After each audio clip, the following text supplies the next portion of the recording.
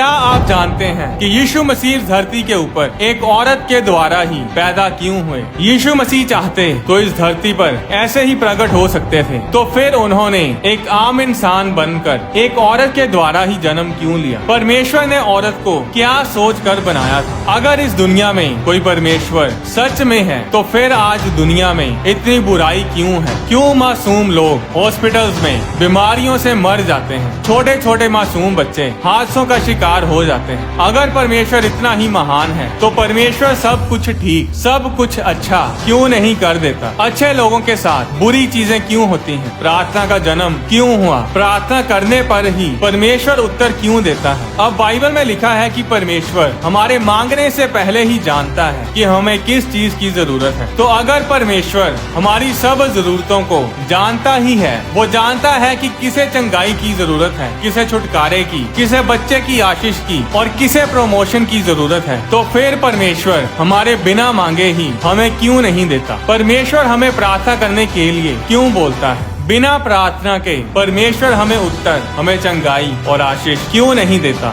जब देखो प्रार्थना प्रार्थना प्रार्थना। ये प्रार्थना का फंडा क्या है? हमें हमारे स्वर्गीय पिता, हमारे परमेश्वर से कुछ मांगने के लिए प्रार्थना क्यों करनी पड़ती है? क्यों लोग प्रार्थना नहीं कर पाते? क्यों शैतान लोगों को प्रार्थना करने से रोकता है? क्यों शैतान आपको यूजलेस कामों में, बेकार के कामों में बिजी रखता है? सारी गेम प्रार्थना की है। आज लोग हर रोज अपनी मन मर्जी के सब काम करते हैं, पर प्रार्थना नहीं करते। कुछ तो बड़ी मुश्किल से 5-10 मिनट कर लेते हैं, पर कुछ तो वो भी नहीं करते। प्रार्थना करने में ही अड़चने क्यों पैदा होती हैं? प्रार्थना का जन्म कब हुआ? प्रार्थना की शुरुआत कब हुई? इसका उत्तर हमें बाइबल में मिलता है। उत्पत्ति अध्याय 1 उसकी 26 आयत में परमेश्वर ने कहा, हम मनुष्य को अपने स्वरूप के अनुसार अपनी समानता में बनाएं, और वे समुद्र की मछलियों और आकाश के पक्षियों और घरेलू पशुओं और सारी पृथ्वी पर और सब रेंगने वाले जंतुओं पर जो पृथ्वी पर रेंगते हैं अधिकार रखें। जब परमेश्वर ने ये शब्द बोले कि मनुष्य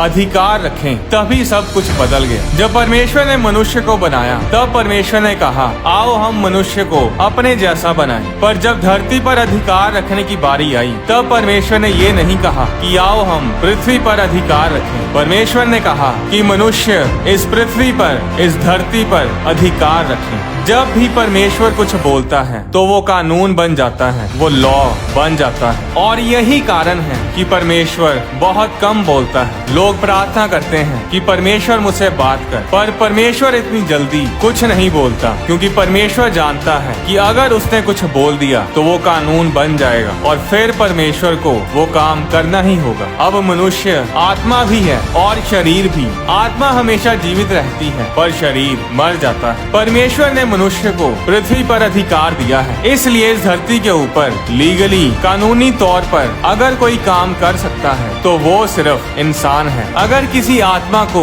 इस धरती पर लीगली रहना है, कानूनी तौर पर रहना है, तो वो शरीर में ही रह सकती है। इस धरती पर अकेली आत्मा इल्लीगल है, गैर कानूनी है। इसीलिए जब कोई मरता है, तो उसकी आत्मा को ये धरती छोड़कर जाना पड़ता है। हर आत्मा जो इस धरती पर बिना शरीर के है, वो इल्लीगल है, गैर कानूनी है। इसीलिए दुष्ट आत्माएं इस धरती के ऊपर इल्लीगल है। इस धरती पर अगर कोई काम कर सकता है, तो वो शरीर है, बॉडी है। बिना शरीर के, बिना बॉडी के कोई आत्मा काम नहीं कर सकती। अगर सिर्फ आत्मा ही सब कुछ कर सकती, तो दुष्ट आत्माओं ने सारी दुनिया को नष्ट कर देना था। इसीलिए दुष्ट आत्माएं शरीर की तलाश में रहती हैं कि कब किसी शरीर पर कब्जा करें, और उस शरीर के द्वारा वो दुष्ट आत्माएं वो दुष्ट काम, तबाही के कामों को करें। अगर दुष्ट आत्माएं ऐसे ही धरती पर बिना शरीर के काम कर सकती, तो आज हर गली मोहल्ले में, हर शहर में बॉम्ब ब्लास्ट, टेररिस्ट अटैक्स, लूट मार हो रही होती। क्रिश्चियंस के ऊपर, परमेश्वर के लोगों के ऊपर हर रोज अटैक हो रहे होते। पर ऐसा होता नहीं, क्योंकि आत्माओं की पावर इस धरती के ऊपर लिमिटेड है। इस धरती पर काम करने के लिए उन्हें शरीर की, बॉडी की जरूरत होती है, और वो दुष्ट आत्माएं लोगों के अंदर दाखिल होकर परमेश्वर के लोगों का, परमेश्वर के कामों का, परमेश्वर के चमत्कारों का विरोध करती हैं। और यही कारण है कि जब परमेश्वर ने इस धरती पर कोई काम करना होता है, तो परमेश्वर को भी किसी शरीर की जरूरत होती है। अब अगर परमेश्वर चाहे तो वो कुछ भी कर सकता है। वो बिना शरीर के भी इस इस धरती पर कुछ भी कर सकता है, पर परमेश्वर ऐसा करता नहीं और ना ही कभी ऐसा करेगा, क्योंकि अगर परमेश्वर अपने वचन को ही तोड़ देगा तो फिर परमेश्वर के ऊपर कोई विश्वास ही नहीं करेगा। बाइबल में भजन संहिता अध्याय 138 उसकी 2 आयत में लिखा, तूने अपने वचन को अपने नाम से अधिक महत्व दिया है। परमेश्वर ने अपने आप से ज्यादा अपने वचन को महत्व दिया है। परमेश्वर अपने वचन से कभी नहीं टलता, उसका वचन कभी नहीं बदलता। परमेश्वर इतना महान, इतना फेथफुल है कि जो वचन, जो कानून, जो लॉ वो बना देता है उसे वो खुद भी फॉलो करता है। और इसीलिए परमेश्वर इस धरती पर बिना शरीर के कोई काम नहीं कर सकता। इसलिए नहीं कि वो कमजोर है या फिर वो डरता है, बल्कि इसलिए कि वो इतना फेथफुल, इतना वफादार है कि वो अपना वचन कभी नहीं तोड़ता। बाइबल में लिखा है कि परमेश्वर आत्मा है और इसीलिए वो कभी भी बिना शरीर के इस धरती के ऊपर आकर कोई काम नहीं करेगा, क्योंकि जब परमेश्वर ने बोला कि इस धरती पर मनुष्य अधिकार रखें तो वो कानून बन गया, वो लॉ बन गया। और इसीलिए अगर इस धरती पर कुछ भी लीगली करना है तो वो एक आत्मा के द्वारा तभी होगा जब उसके पास एक शरीर होगा, एक बॉडी होगी। और शैतान इस बात को जानता था। वो उस समय आदम और हवा के अंदर तो आ नहीं सकता था, इसलिए वो एक सांप के अंदर आया और उसने हवा को भरमाया और हवा ने उस फल को खाया जिसे खाने से परमेश्वर ने मना किया था। और हवा उस फल को अपने पति आदम को भी खिलाती है और वे दोनों पाप करते हैं। जब परमेश्वर आदम और हवा से मिलने के लिए आता है तो उस समय हवा ने परमेश्वर से कहा कि सांप ने मुझे बहकाया, और उसके बहकावे में आकर उसने उस फल को खाया। और उस समय परमेश्वर सांप को, उस शैतान को श्रापित करता है, जिसके बारे में उत्पत्ति अध्याय 3 उसकी 15 आयत में आप पढ़ सकते हैं। और मैं तेरे और इस स्त्री के बीच में और तेरे वंश और इसके वंश के बीच में बैर उत्पन्न करूंगा, वह तेरे सिर को कुचल डालेगा और तू उसकी एड़ी को डसेगा। अब परमेश्वर जो कि सबसे बुद्धिमान है, भला परमेश्वर है, उसने शैतान से कहा होगा, ए शैतान, तू मुझे अच्छी तरह जानता है, तू मेरे साथ रहा है, तू जानता है कि मैं अपने वचन का पक्का हूँ, मैं अपने वचन से बंधा हूँ। मैं इस समय धरती पर आकर काम नहीं कर सकता, पर मैं वायदा करता हूँ लूसीफर कि जिस स्त्री को तूने इस्तेमाल किया उन्हें मुझसे दूर करने के लिए और उन्हें नष्ट करने के लिए, उसी स्त्री को मैं इस्तेमाल करूंगा और लीगली, कानूनी तौर पर मैं उसके अंदर आऊंगा और वो मुझे एक शरीर देगी, एक बॉडी देगी, और मैं उस शरीर में लीगली आकर, कानूनी तौर पर आकर लीगली तेरे सिर को कुचलूंगा। और यही हुआ क्रिसमस वाले दिन, परमेश्वर इंसान बनकर हमारे बीच में आया। अब परमेश्वर ने मरियम से कहा होगा, मरियम,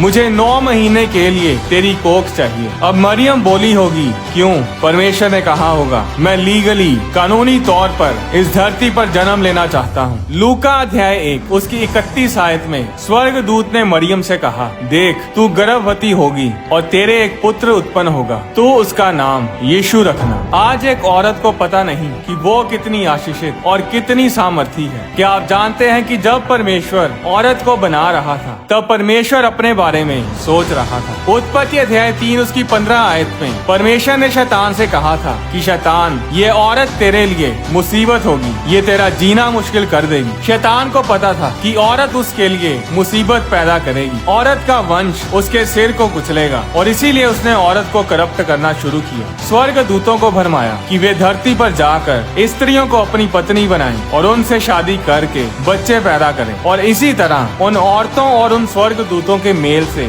दानव पैदा हुए, और ऐसे ही चलते चलते औरत का बीज खतरे में पड़ने लगा। और इसीलिए परमेश्वर ने जल प्रलय को भेजा ताकि सब करप्ट सृष्टि को खत्म किया जाए। इसके बारे में आप दानवों पर बनी वीडियोस को हमारे YouTube channel Holi spirit productions पर देख सकते हैं। आज शैतान औरत के पीछे क्यों है? क्यों औरतों को बच्चा जनने में प्रॉब्लम्स आती हैं? क्यों औरतों को बच्चे की आशीष लेने में प्रॉब्लम्स आती हैं? अबॉर्शंस दिन प्रतिदिन बढ़ते जा रहे हैं, और तो और सरकारें अबॉर्शंस को लीगल करती जा रही हैं। नफरत करता है शैतान बच्चों से, स्त्रियों से, क्योंकि वो जानता है कि जब भी कोई बच्चा पैदा होता है, फिर चाहे वो बिलीवर के घर पैदा हो या नॉन बिलीवर के, वो बच्चा आगे चलकर उसके लिए मुसीबत पैदा कर सकता है। वो बच्चा दूसरे लोगों के उद्धार का कारण बन सकता है। बाइबल में हम देखते हैं कि जब भी किसी ऐसे बच्चे का जन्म होना होता था जो शैतान के राज्य के लिए खतरा पैदा कर सकता था, तब शैतान ने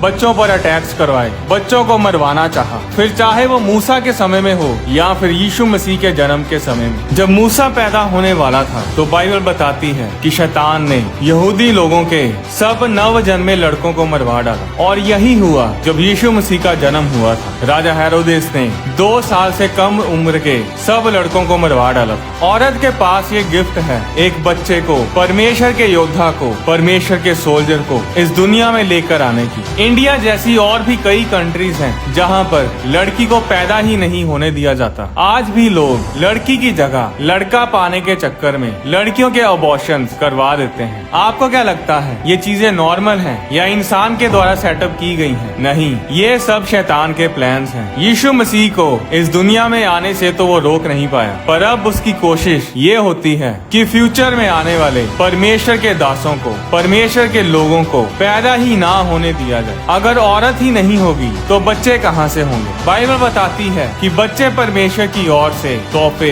गिफ्ट होते हैं। यशायाह 7 उसकी 14 आयत में लिखा, इस कारण प्रभु आप ही तुमको चिन्ह देगा। सुनो, एक कुंवारी गर्भवती होगी और पुत्र जनेगी और उसका नाम इमैनुअल रखेगी। इमैनुअल का मतलब है परमेश्वर हमारे साथ, गॉड विद अस। यानी यशायाह बोला होगा, तुम विश्वास नहीं करोगे, मैंने क्या देखा? मैंने परमेश्वर को एक कुंवारी के गर्भ में देखा। मैंने परमेश्वर को एक इंसानी शरीर के अंदर देखा। परमेश्वर जल्द आ रहा है लीगली, और वो आदम के द्वारा खोए गए अधिकारों को वापस ले लेगा। अब मरियम के गर्भ में परमेश्वर आ जाता है। आज औरत को नहीं पता कि वो कितनी पावरफुल है। जब परमेश्वर औरत को बना रहा था तो उसने औरत को अपने लिए बनाया। परमेश्वर जानता है कि क्या होने वाला है। परमेश्वर जानता था कि आदम हवा पाप करेंगे और इसलिए उसने औरत को इसी हिसाब से डिजाइन किया कि जब औरत गर्भवती होती है, जब औरत प्रेग्नेंट होती है, तो बच्चे का और माँ का ब्लड कभी भी आपस में मिक्स नहीं होता। परमेश्वर कितना परफेक्ट है, कितना बुद्धिमान है कि बच्चा माँ के पेट के अंदर होता है, खाना पीना सब कुछ माँ के शरीर से ही रिसीव करता है। पर कितनी हैरान करने वाली बात है कि माँ बच्चे का ब्लड कभी भी आपस में मिक्स नहीं होता। बच्चे का ब्लड ग्रुप जो मर्जी हो, वो कभी भी माँ के ब्लड के साथ मिक्स नहीं होता। 9 महीने तक बच्चा माँ के पेट में होता है और उनका ब्लड कभी भी आपस में मिक्स नहीं होता। इसका मतलब बहुत गहरा है। ये तमाचा था शैतान के चेहरे पर, क्योंकि परमेश्वर ने पहले से ही औरत के गर्भ में आने के लिए इंतजाम किए हुए थे। परमेश्वर ने शैतान से कहा होगा, शैतान तू फंस गया, क्योंकि मैंने अपने आने का इंतजाम किया हुआ है। औरत मुझे बीज देगी और उसका खून बच्चे के खून के साथ मिक्स नहीं होगा। जब आदम और हवा ने पाप किया था तो पाप उनकी ब्लड लाइन से, उनके वंश में चला आ रहा था। क्योंकि हम सब आदम और हवा के वंशज हैं, इसलिए हम सब पापी ही पैदा होते हैं। गर्भ ही से हम पापी पैदा होते हैं। भजन संहिता 51 उसकी 5 आयत में दाऊद ने कहा, देख मैं अधर्म के साथ उत्पन्न हुआ और पाप के साथ अपनी माता के गर्भ में पड़ा। दाऊद ने कहा कि वो अपनी माता के गर्भ ही में पापी था। वो पापी इसलिए नहीं था कि उसकी माँ ने किसी गलत रिलेशन के साथ गर्भ धारण किया था। वो पापी इसलिए था क्योंकि उसकी माता ने अपने माता पिता से पापी स्वभाव ग्रहण किया था और आगे उन्होंने अपने माता पिता, दादा पर दादा, उनके पुरखाओं से पाप उनके खून में चला आ रहा था। और इसीलिए आज कोई जितना मर्जी अच्छा बन जाए, जितना मर्जी धर्म के काम कर ले, वो फिर भी पापी ही कहलाएगा, क्योंकि पाप उसके खून में है। अब पापी पैदा होने के कारण ही हम सब पाप करते हैं। छोटे छोटे बच्चों को कोई नहीं सिखाता कि जेलसी करनी है या चोरी करनी है, पर ये सब वो खुद ब खुद करने लग जाते हैं, क्योंकि पाप उनके खून में उन्हें विरासत में मिलता है। अब आदम और हवा के पाप के कारण सब लोग पापी पैदा होते थे, क्योंकि आदम का बीज भी पाप से भरा था, करप्ट हुआ पड़ा था। अब अगर यूसुफ और मरियम के मेल से बच्चा पैदा होता तो वो बच्चा प्योर ब्लड नहीं होता, और अगर यीशु मसीह प्योर ब्लड नहीं होते तो उनकी कुर्बानी से कोई फायदा नहीं होना था। और इसीलिए यीशु मसीह का पिता यूसुफ नहीं था, यीशु मसीह का पिता खुद यहोवा परमेश्वर थे। अब यहोवा परमेश्वर मरियम के गर्भ के ऊपर अपना वचन बोलते हैं और वो वचन बॉडी का रूप लेता है, जिसके बारे में यूहन्ना अध्याय 1 उसकी 1 आयत और 14 आयत में हम पढ़ सकते हैं। आदि में वचन था और वचन परमेश्वर के साथ था और वचन परमेश्वर था। यही आदि में परमेश्वर के साथ था। 14 आयत में लिखा, और वचन देहधारी हुआ और अनुग्रह और सच्चाई से परिपूर्ण होकर हमारे बीच में डेरा किया, और हमने उसकी ऐसी महिमा देखी जैसी पिता के इकलौते की महिमा। वो वचन यीशु मसीह थे जो मरियम के गर्भ में थे। अब यीशु मसीह का ब्लड प्योर ब्लड था। वो ना तो माँ के ब्लड के साथ मिक्स हुआ और ना ही इस धरती के पिता के करप्ट ब्लड के साथ, क्योंकि वो ब्लड स्वर्गीय पिता परमेश्वर का था। वो ब्लड गॉड ब्लड था। और जब वो बच्चा हुआ तो उसका प्योर ब्लड था, पवित्र ब्लड था, और उसी के प्योर ब्लड ने सारी दुनिया को पाक साफ किया। अब ब्लड ने कैसे साफ किया, ये एक अलग वीडियो में हम बात करेंगे। यीशु मसीह के ब्लड के अंदर परमेश्वर का डीएनए था। यीशु मसीह के अंदर मरियम का ब्लड नहीं था, बल्कि मरियम खुद यीशु मसीह के ब्लड के द्वारा बचाई गई। अब जो मैं आपको बताने जा रहा हूँ, इन बातों को बड़े ध्यान से सुनिएगा, क्योंकि ये वचन आपका जीवन बदलने जा रहे हैं। यशायाह अध्याय 9 की 6 आयत में लिखा, क्योंकि हमारे लिए एक बालक उत्पन्न हुआ, हमें एक पुत्र दिया गया है, और प्रभुता उसके कांधे पर होगी। अब दोबारा इस आयत को सुनिएगा, क्योंकि हमारे लिए एक बालक उत्पन्न हुआ, हमें एक पुत्र दिया गया है, और प्रभुता उसके कांधे पर होगी। अब बालक तो पैदा हुआ है, पर बेटा पैदा नहीं हुआ। बेटा परमेश्वर ने दिया। मरियम ने बच्चा पैदा किया, पर बेटा परमेश्वर ने दिया। मरियम ने शरीर पैदा किया, पर आत्मा परमेश्वर ने दी। मरियम ने घर तैयार किया, पर परमेश्वर ने उसके अंदर रहने वाला आत्मा दिया। और इसीलिए लिखा है कि हमारे लिए बालक यानी बच्चा पैदा हुआ है, हमें एक पुत्र दिया गया है। पुत्र पैदा नहीं हुआ, पुत्र दिया गया था परमेश्वर के द्वारा, क्योंकि पुत्र हमेशा से ही है। पुत्र की ना तो कोई शुरुआत है, ना कोई अंत है। अब मरियम यीशु की माँ तो है, पर वो मसीह की माँ नहीं है। यीशु जीसस शरीर है, पर यीशु के अंदर आत्मा मसीह की है, क्राइस्ट की है। अगर आपको समझ ना आए तो इसे रिवाइंड करके दोबारा सुनो। मसीह क्राइस्ट कोई नाम नहीं है जो यीशु के नाम के साथ लगा दिया गया और बन गया यीशु मसीह, जीसस क्राइस्ट। मसीह एक टाइटल है, एक शीर्षक है, जिसका मतलब है अभिषिक्त, द अनॉइंटेड वन। और मसीह पैदा नहीं हो सकता, क्योंकि मसीह परमेश्वर है, वो पहले से ही है। इस दुनिया को मसीह ने बनाया है। बाइबल में ऐसा कहीं नहीं लिखा कि स्वर्गदूत ने आकर कहा हो कि बच्चे का नाम यीशु मसीह रखना। जब स्वर्गदूत यूसुफ के पास और मरियम के पास आया तो उसने दोनों से कहा कि बच्चे का नाम यीशु रखना। उसने ये नहीं कहा कि यीशु मसीह रखना। इसके बारे में लूका अध्याय 1 उसकी 30 और 31 आयत में हम पढ़ सकते हैं। स्वर्गदूत ने मरियम से कहा, हे मरियम, भयभीत ना हो, क्योंकि परमेश्वर का अनुग्रह तुझ पर हुआ है। देख, तू गर्भवती होगी और तेरे एक पुत्र उत्पन्न होगा, तू उसका नाम यीशु रखना। फिर मत्ती अध्याय 1 उसकी 20 आयत में स्वर्गदूत ने यूसुफ से कहा, हे यूसुफ, दाऊद की संतान, तू अपनी पत्नी मरियम को अपने यहाँ ले आने से मत डर, क्योंकि जो उसके गर्भ में है वह पवित्र आत्मा की ओर से है। वह पुत्र जनेगी और तू उसका नाम यीशु रखना। अब यीशु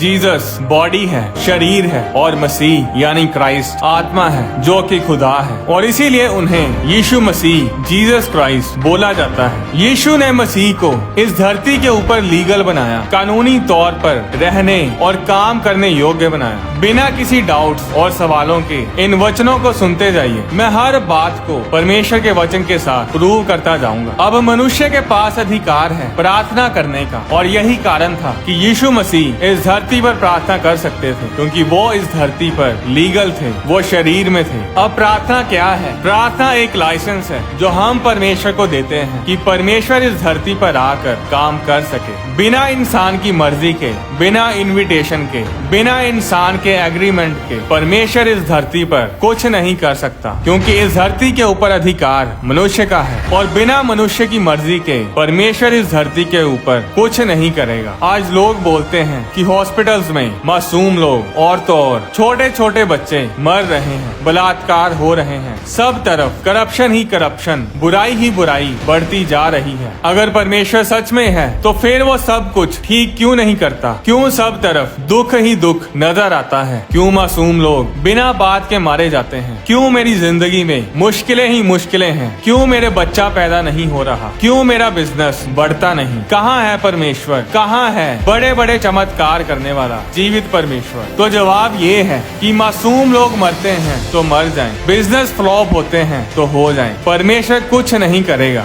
जब तक कोई इंसान परमेश्वर को इस धरती पर इनवाइट नहीं करेगा कि परमेश्वर इस धरती पर आए और सब कुछ ठीक करे। और वो इनविटेशन हम प्रार्थना के जरिए परमेश्वर को देते हैं। बाइबल बताती है कि परमेश्वर की मर्जी है, परमेश्वर की इच्छा है, उसकी विल है कि सब लोग शांति में रहें, कोई एक्सीडेंट ना हो, कोई दुखी ना हो। पर बाइबल ये भी बताती है कि परमेश्वर ने हमें अपने जैसा बनाया है। इसका मतलब है कि जैसी परमेश्वर की मर्जी है, जैसी परमेश्वर की एक अपनी इच्छा है, वैसे ही हमारी भी एक इच्छा है। हम अपनी मर्जी के मालिक हैं। परमेश्वर ने हमें रोबोट नहीं बनाया, हमें कोई मशीन नहीं बनाया। जब परमेश्वर ने आदम और हवा को बनाया था तो उसने उन्हें रोबोट्स नहीं बनाया था। एक रोबोट वही काम कर सकता है जिसके लिए उसे प्रोग्राम किया गया हो, उसे तैयार किया गया हो। वो कभी भी अपनी मर्जी नहीं कर सकता। परमेश्वर ने आदम और हवा को अपनी इच्छा के मालिक बनाया था। उत्पत्ति अध्याय 3 उसकी 3 आयत में परमेश्वर ने आदम और हवा से कहा था कि जो वृक्ष